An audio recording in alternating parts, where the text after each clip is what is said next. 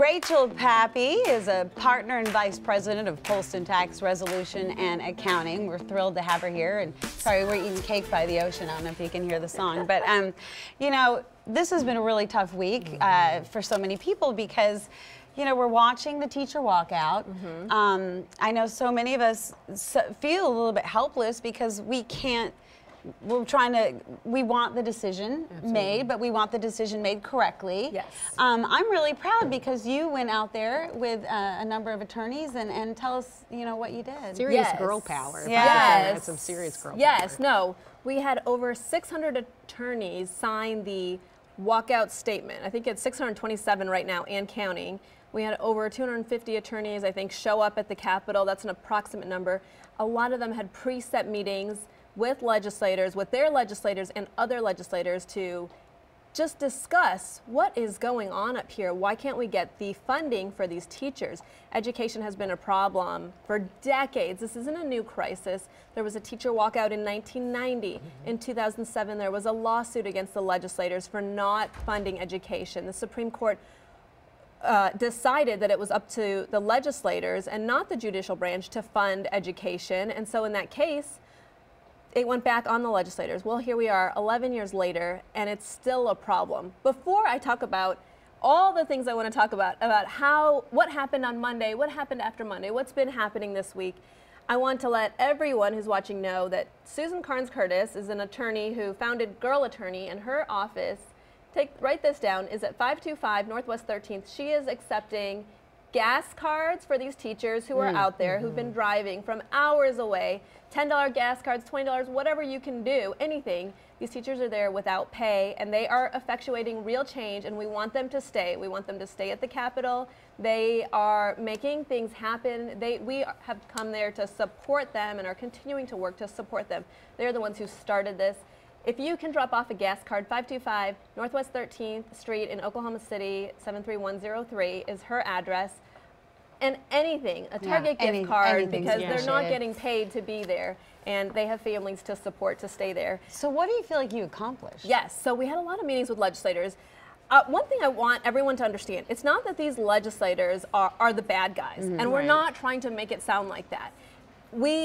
Everybody agrees education should be funded. So my kids are in private school. I'm not there for selfish gain. I'm there because every student in Oklahoma needs a quality education, the best that the state can provide to them. It is important, and it's important not just for parents, it's important for our economy, it's important for our business community. I spoke to our former Mayor Mick Cornett yesterday, and we were just talking about how important it is to have entrepreneurs here. It's so important to have innovation here. We need to diversify our economy. We are so dependent on the current structure, and because of that, hands are tied. So when I talk to legislators and they say, I absolutely cannot put capital gains on the floor, I understand that it's not, they have no interest in the capital gains, or potentially they have no interest, but they are considering the jobs that could be lost when the businesses who lose this exemption have to make cuts. Now, when we talk about the businesses, we can't just say, well, you know, we're not just talking about profits, we're talking about jobs, we're talking about families that are affected.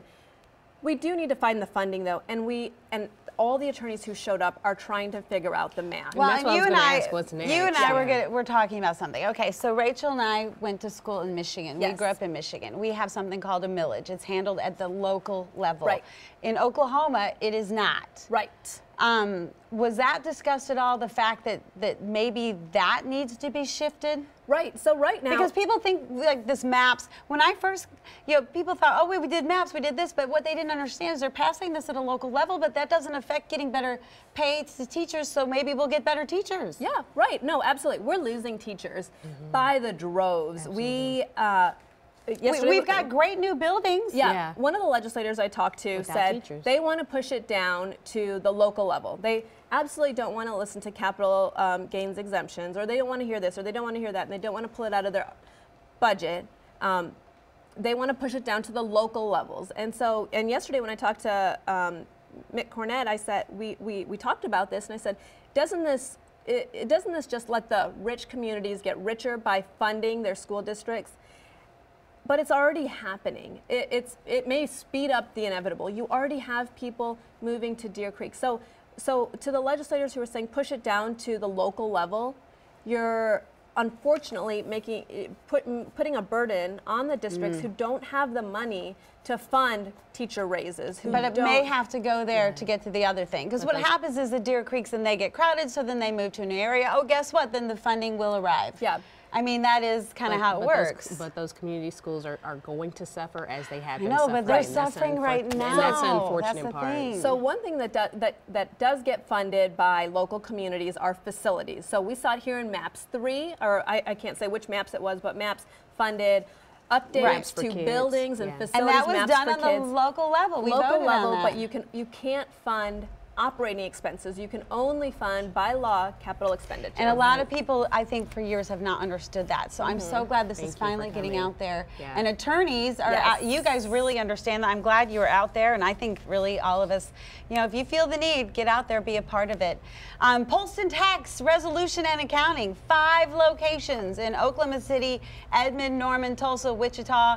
You can call them 405-801-2146. They also assist clients nationwide. There's several ways you can get in contact with the Polston Tax Resolution and Accounting firm. You just look for Polston Tax on all social media, their website, polstontax.com. And you know, Rachel, I know this is the busiest time of year for you. I know, your tax returns are due in just a few days. I know. Get them filed. But it's so impressive that you were out there doing that during this time. Polston Tax knows it's deadline week. We want everyone to know this is important as well. There's more.